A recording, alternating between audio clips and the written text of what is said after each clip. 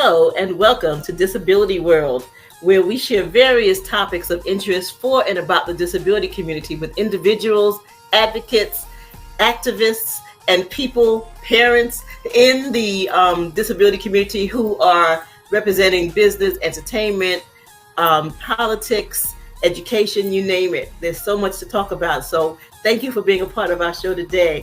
Today we are speaking with Miss Myrna Clayton, who is an international jazz artist, and she's also the founder and executive director of an organization called ShowAbility, which works to help identify and create opportunities for performing artists with disabilities. So let's hear more about ShowAbility.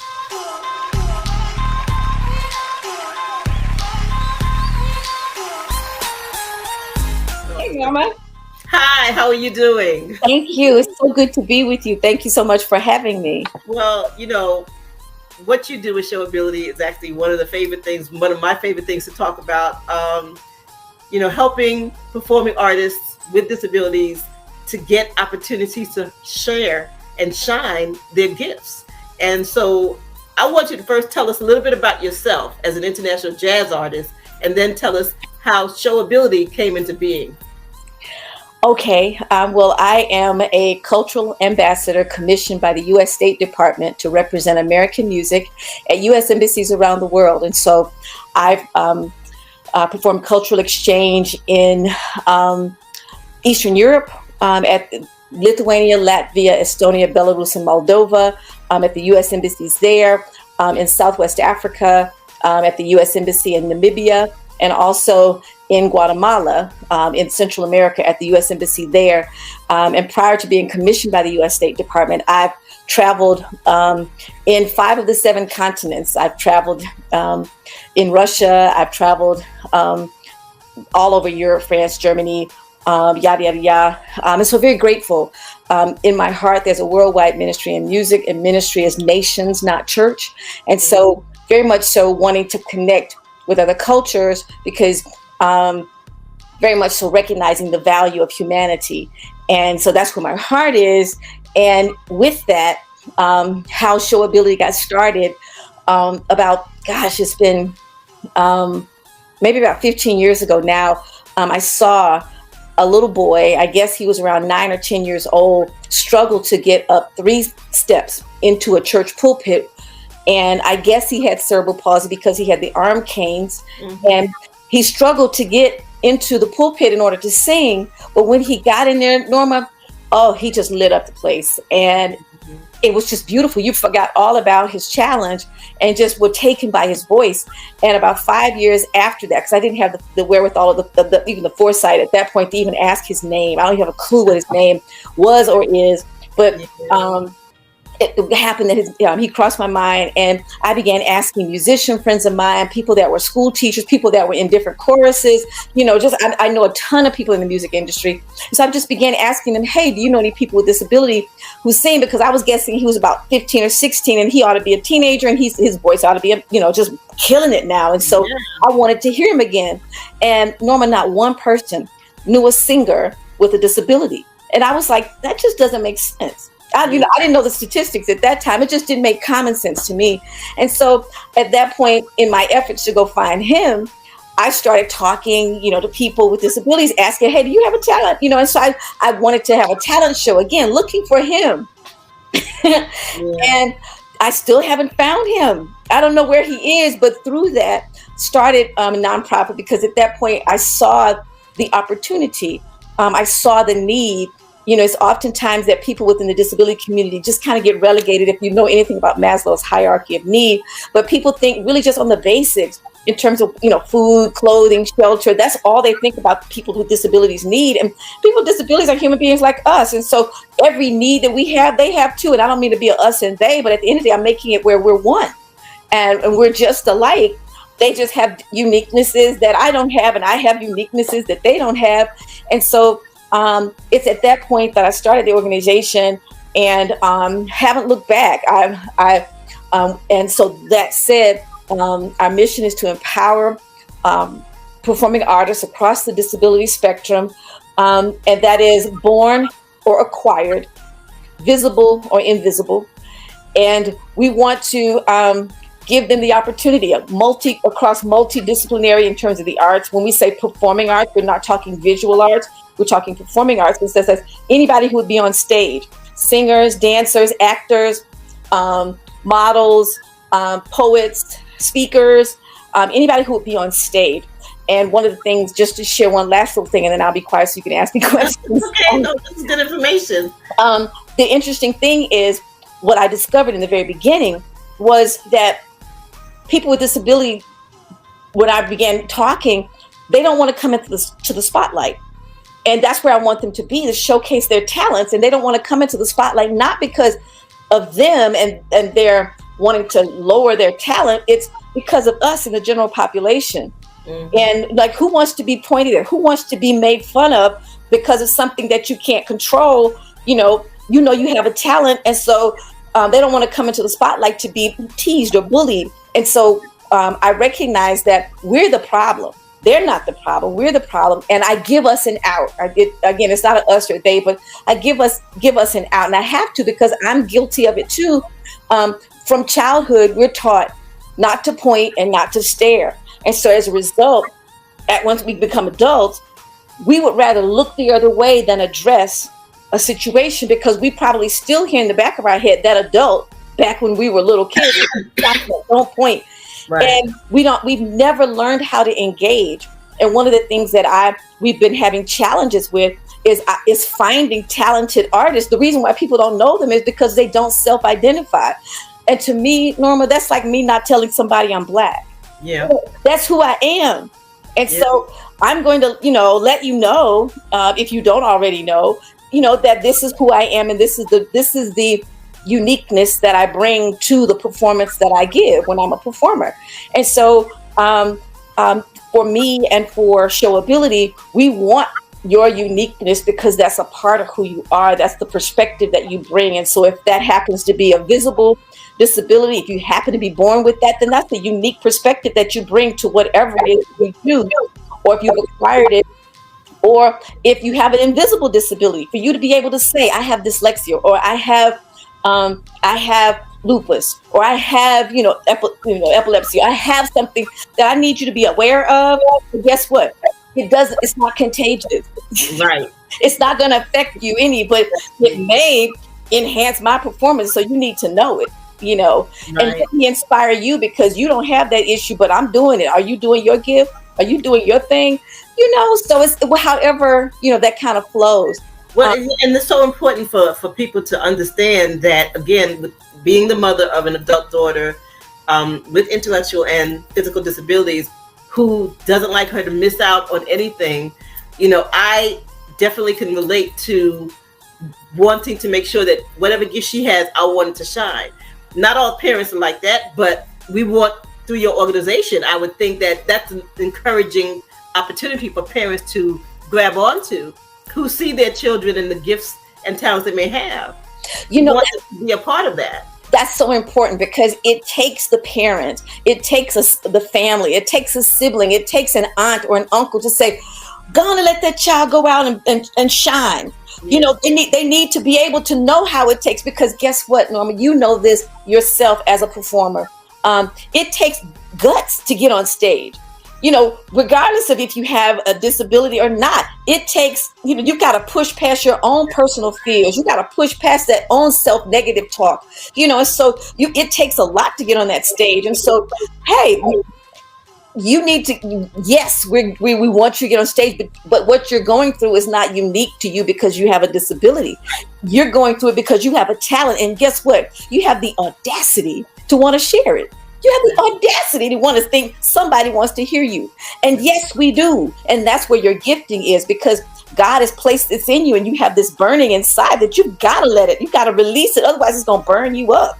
That's what I, as an artist. It's a passion. It's a passion. And they have the same passion. Exactly. People who have talent, who may have a disability, they have the same passion to share their gift that those of us who may not. I, have an invisible disability. I was diagnosed with epilepsy, but I don't let that stop me from singing whenever I get an opportunity to sing. Tell us about what ShowAbility does and what it's doing right now in terms of some of your programming that people can get involved in, and what some of the things that you have planned coming up? Oh, I'm excited to share with you that ShowAbility is really progressing, and I'm so grateful to God for that. This year we decided to focus on three primary areas, timed with the three significant things within the year that happened connected to the disability community: March, July, and October. And so in March we did a press day, because we want media to know about the disability community, first of all, and then to know about ShowAbility and all that we're doing as it relates to the disability community. And then July, coming up, is the 33rd anniversary of the Americans with Disabilities Act, ADA. And so we've got a huge event, and I'll come back and talk about that. And then in October, which is National Disability Employment Awareness Month, of which we're very interested in employing talented artists, because I don't believe in starving artists. And so employing talented artists across the disability spectrum and that gig economy. And so October, we're having our gala. And so we're excited about March, July, and October. Those three time periods. Within that, we have a masterclass that we call Pathways, where we have conversations with stakeholders, disability stakeholders, whether they be artists or persons connected with the disability community, similar to this, where we talk to them and talk about not where they are now, but how did they get there? It's so important that people know the pathway so that they can follow you. I'm one who strongly believes that why reinvent the wheel? If somebody's done it, let me just learn your steps, and I don't have to start from scratch, Exactly. And so we have pathways, and so that happens every month, the fourth Sunday of every month at 4:00, where we're on, and we advertise through Eventbrite, and so folks can know about that. And we're excited. As a matter of fact, this month on June 25th, we're featuring LaWanda Scales, who's a fashion designer that's a wheelchair user. Last month we featured an artist that's a blind rapper, and he refers to himself as a blind rapper. It's kind of like I refer to you and how you refer to yourself, and so in his name is Question ATL.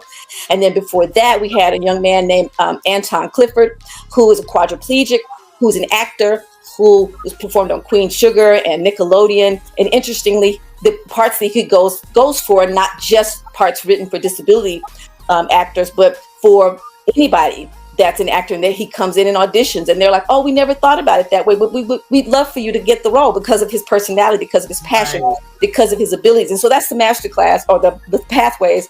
And then we have an inclusive chorus made up of talented singers across the disability spectrum. And that's our effort at mainstreaming persons with and without disabilities. And this is not a kumbaya kind of chorus. No one wants to be patronized. And so this chorus is made up of excellent singers, and Norma's one of them. And so and one of our soloists.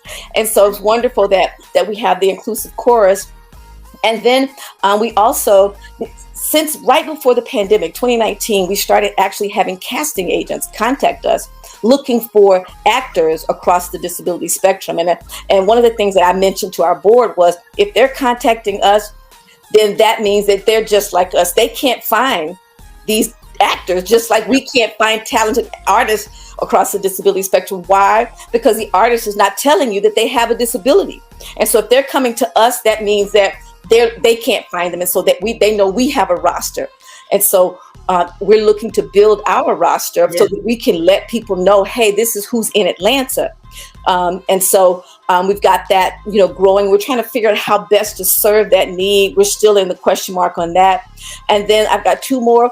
We're actually starting with a pilot program. We've got funded to do a pilot program in the school system, where we work with school-age talented students with disabilities.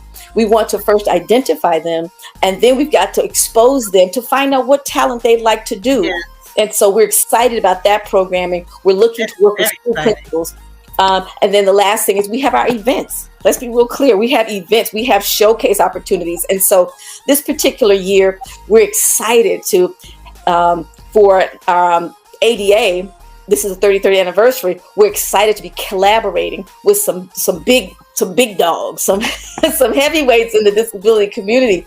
And so we're excited to be collaborating with the state's ADA Coordinator's Office and Bobby Dodd Institute and the Shepherd Center and the Southeast ADA, as well as Disability Link.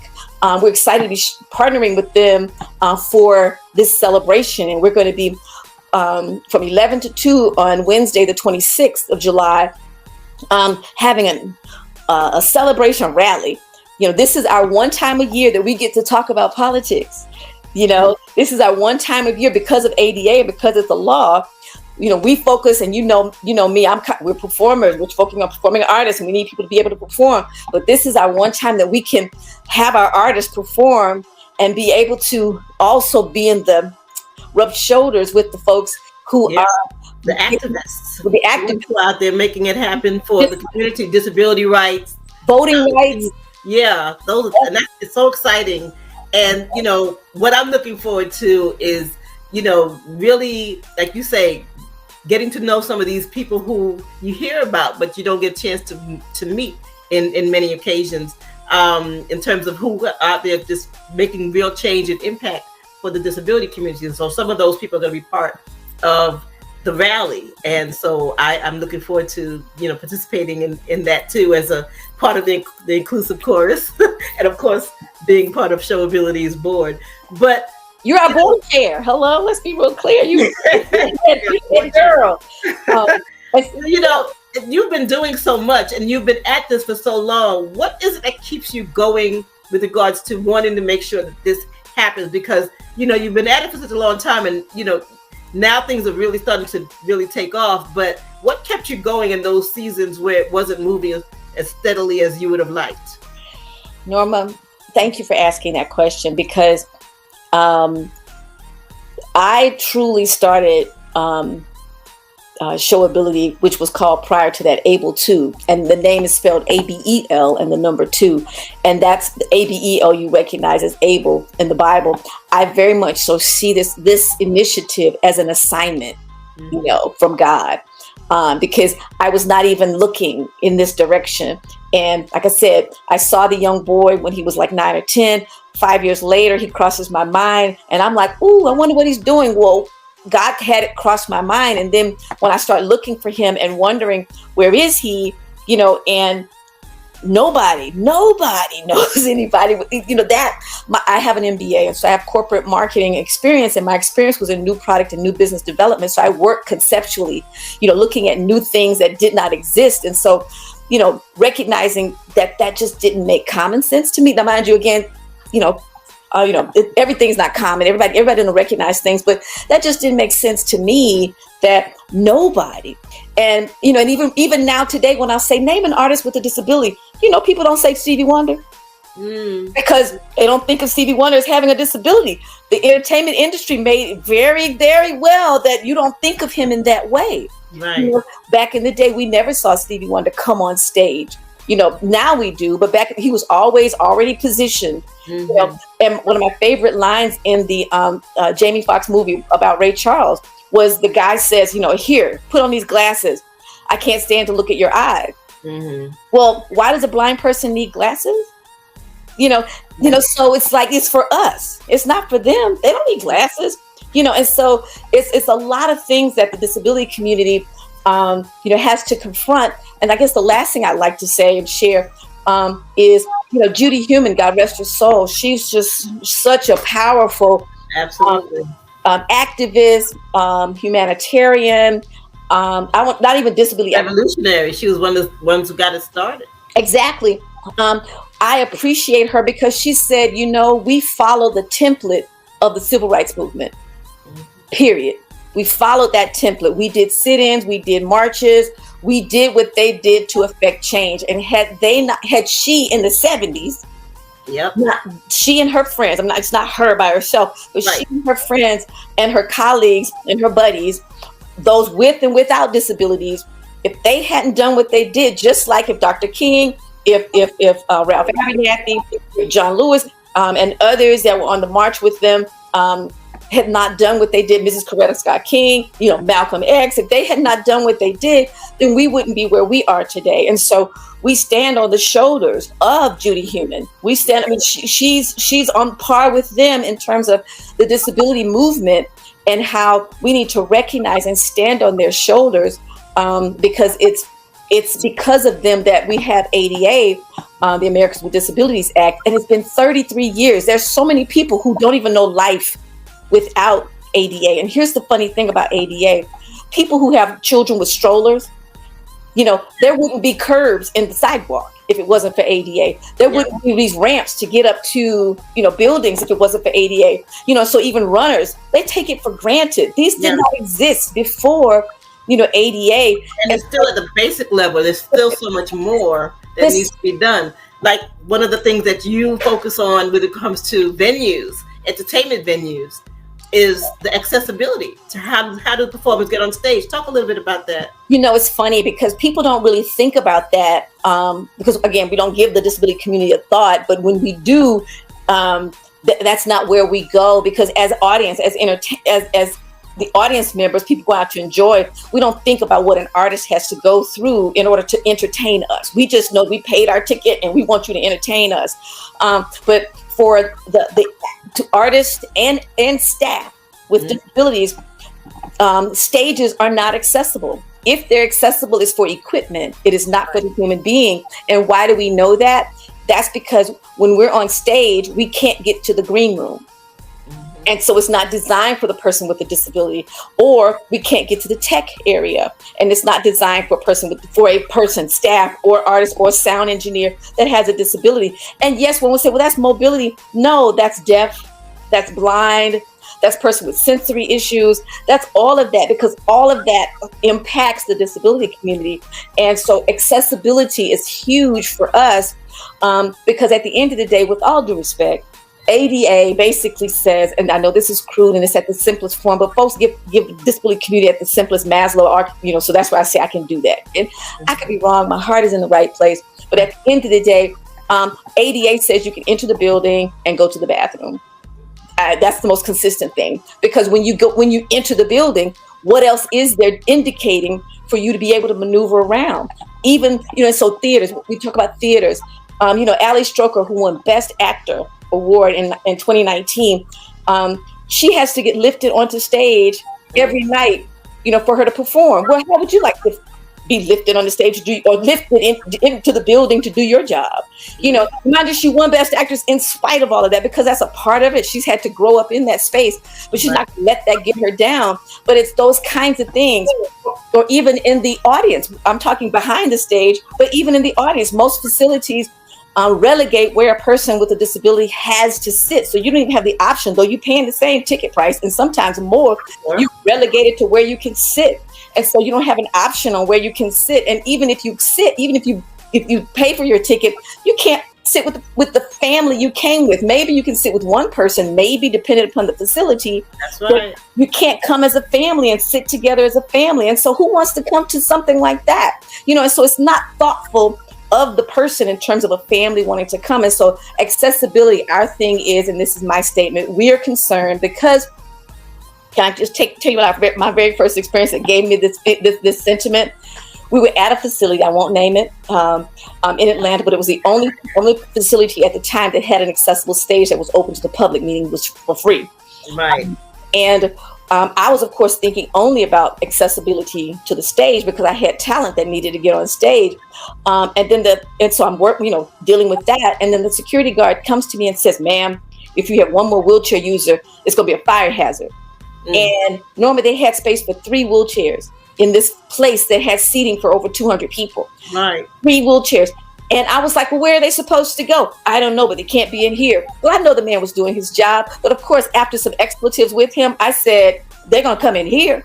Yeah. That let me know that we have disproportionately more people with disabilities coming to our events. Well, that makes sense. Hello. And so that made me more sensitive to the audience and the impact and the comfort and the joy that we want for our audience members. And so that's why when we started Able to, prior to becoming ShowAbility, our whole thing was enjoyment and employment. And so that then led me to be interested in what I say, we're interested from street to seat, from front of house to back of house. And so that covers everything. By the time you come on the start parking your car, we're interested in you as an audience person, all the way to the artist that when they're entering from backstage, how they're going to come in. And so that the holistic approach that we're interested in, because we care about all of that, because it's the employment, it's the enjoyment part. The enjoyment part, especially, artists have to have a good time. The audience absolutely has to have a good time. So that's where we are.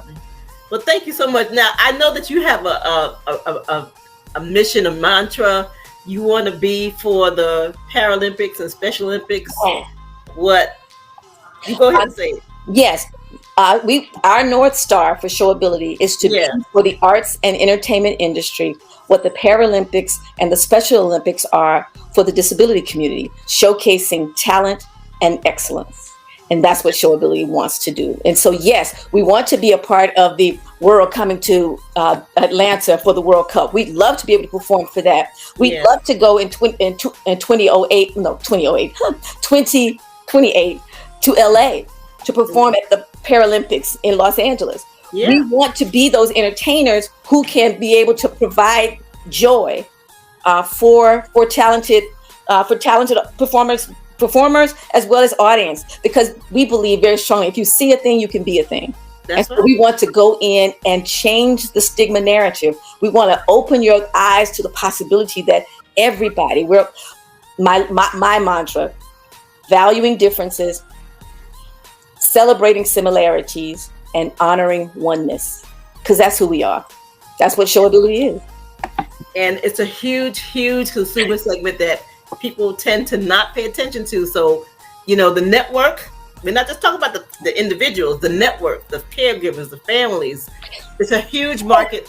Can I speak to that? Yeah, please do. 26% of the U.S. population have a disability, and that's those that claim disability. So 26%. If you add one family member to that, that's 52% of the U.S. population. That means over half the population is connected in some way to the disability community. The disability community discretionary income is, 21 billion more than Latina and Black community combined. Mm-hmm. And why my quip is why they have so much discretionary income, because it ain't nowhere to go. There's nowhere to there's nothing fun to do. And so they've got money left over to be able to find something to do. And I know that it's like, come on. You can't go as a family into restaurants because you got to say, excuse me. There's such a huge opportunity going on parks and recreation kind of places, going on, so many things. Yeah. So much. And if people just would say, oh, wait a minute, over half the U.S. population is connected here, then I'm saying, come into the spotlight. So that people can recognize how powerful. Huge. The largest minority population in the world. The largest minority population in the world, and the only one that anybody can join at any time. And so that's how real that is. And if we could just get our legislators to understand that and be able to act on that, we want to promote those legislators that are supporting, because at the end of the day, people with disabilities vote. That's right. And they will vote you in. Very vote you out. That's right. And we're looking for people that's a whole nother show. But definitely want to make sure people are supporting our individuals, our family members with disabilities, and making sure that they have what they need. So it's powerful. And so that's what Disability World is all about, sharing all of that information and making sure that people like you get to tell their story and why they do what they do. So thank you for being a part of Disability World today. And thank you. I want to know how to reach us.